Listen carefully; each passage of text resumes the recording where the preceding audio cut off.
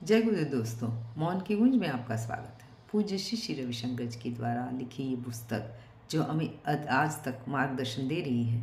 आज का टॉपिक है व्यग्रता यानी व्याकुलता। चलिए देखते हैं। व्यग्रता 5 प्रकार की होती है। पहले प्रकार की व्यग्रता स्थान के कारण उत्पन्न होती है। जहाँ तुम होते हो, जब तुम उस जगह, रास्ते या घर से हट जाते हो, तुरंत ही तुम्हें अच्छा लगने लगता है। संगीत, मंत्रोच्चारण, बच्चों के खेलने और हंसी से वातावरण की व्यग्रता को बदला जा सकता है। यदि तुम मंत्रोच्चारण करते हो या भजन गाते हो, उससे उस स्थान के स्पंदन बदल जाते हैं।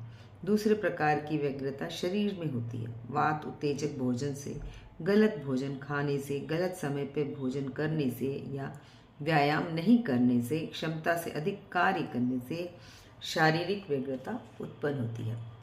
इसका उपचार व्यायाम करना है, कार्य विधि में संयम रखना और 1-2 दिन केवल सब्जियों या फलों का रस लेना। तीसरे प्रकार की व्यग्रता मानसिक व्यग्रता है।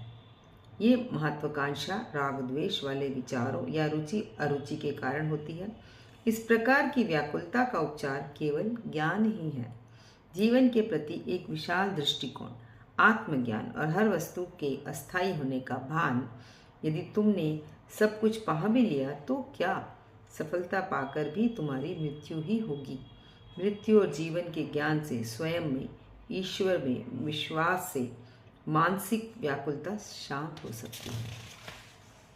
चौथे प्रकार की व्यग्रता भावनात्मक व्याकुलता होती है। किसी भी प्रकार और मात्रा में ज्ञान जहाँ सहायक नहीं होता, केवल क्रिया ही सहायक होती है।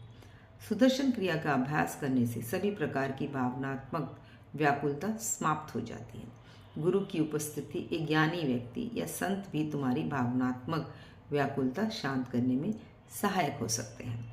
अंतिम प्रकार की व्यग्रता बहुत दुर्लभ होती है। ये व्यग्रता आत्मा की होती है। जब हर कुछ खाली, अर्थहीन आभास होने लगता है, तब समझो कि तुम भाग्यशाली हो। ये उत्कंठा आत्मा की व्यग्रता है। इससे मुक्त होने की चेष्टा मत करो, इसको गले लगाओ, स्वागत करो। प्रायः इससे मुक्त होने के लिए लोग हर संभव प्रयास करते हैं।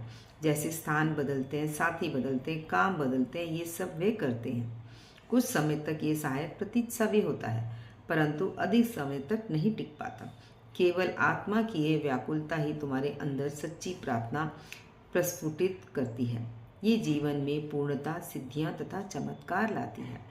ईश्वर के लिए आंतरिक उत्कंठा उत्पन्न होना अनमोल है। सत्संग और प्रबुद्ध पुरुष का